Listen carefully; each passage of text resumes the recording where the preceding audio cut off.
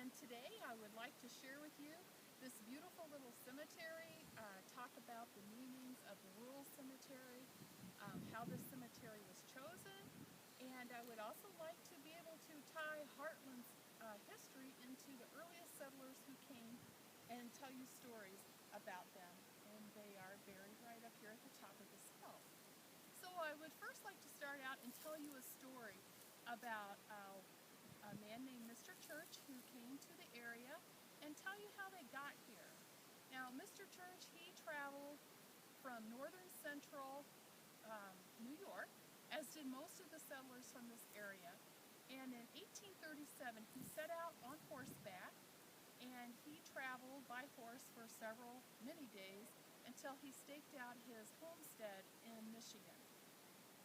Once he found his homestead, he returned back by horseback to the county that he's from in New York, which is in northern central New York, like I said earlier, and he got his family. Now, how they got here, and this is what I wanted to emphasize, will be mostly true of how almost all of the early settlers got here. A lot of them, like I said, came from that part of New York. So what he did, and you can find this story online, his biography gives you a good idea of how they did this. He took his family and they traveled down the Erie Canal.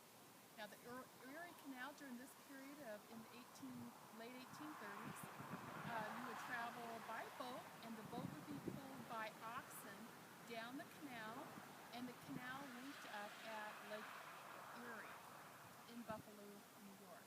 So once they got to Buffalo, they would board another boat, most likely a paddle boat, and they traveled down Lake Erie till they got to Toledo. And when they got to Toledo, there was a brand new train that had just been installed, new track laid and everything. So they took the train, and this particular church family went as far as Adrian and got out, and they traveled by covered wagons for a couple of days until they reached their homestead. Now, I picked that story about Mr. Church because here is his father. He is buried right here. He was the son of Willard Church. I think it's important to bring that in so you can kind of understand how everybody got here. So,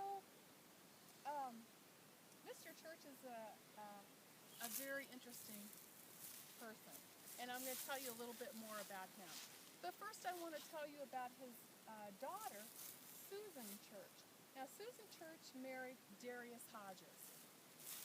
Darius Hodges, and this is his stone right here. You can't really read it very well, but it says Darius at the top. But now, Darius Hodges, he owned this piece of property that we are on.